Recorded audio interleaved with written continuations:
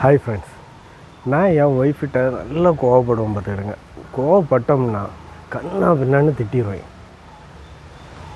ஒரு நாள் ஒய்ஃப்கிட்ட போய் கேட்குறேன், எனக்கு உன் மேலே கோவம் வந்தேன்னா நான் நல்லா திட்டுறேன்ல, அதே போல் நீ என் மேலே கோவம் வந்தேன்னா என்ன பண்ணுவேன் அப்படின்னு.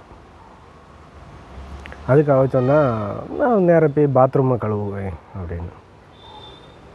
நான் சிரிச்சுக்கிட்டு, பாத்ரூமை கழுவுனா என் மேலே உள்ள கோவம் எப்படி தீரும் அப்படின்னு. அதுக்கு அவ சொன்னால், நீங்கள் பல்லு தேய்க்கக்கூடிய ப்ரெஷ்ஷை வச்சு தான் அந்த பாத்ரூமை க்ளீன் பண்ணுவேன் அப்படின்னு. கடவுளை அதையே வச்சு இவ்வளோ நாள் நான் பல்லு வச்சுட்டு இருந்தேன் அப்படின்னு யோசிச்சுட்டு, இப்போ அந்த இதே நான் தொடரதில்லை, ப்ரெஷ்ஷையே தொடரதில்லை, ஃபுல்லாக உமிக்கறி வச்சு தான் தேய்க்கிறது. இனி அந்த உமிக்கறியில் என்னெல்லாம் வச்சுருக்காங்களோ என்ன இது ஒன்றும் தெரியல. அதனால் நண்பர்களே, நான் உங்கள்கிட்ட என்ன சொல்கிறேன்னா, பொண்டாட்டிமார்கள்ட்ட கோவப்படும்போது கொஞ்சம் யோசித்து கோவப்படுங்க. அவங்க எந்த வழியில் நம்மளை பழி வாங்குவாங்கன்னு நமக்கு தெரியாது.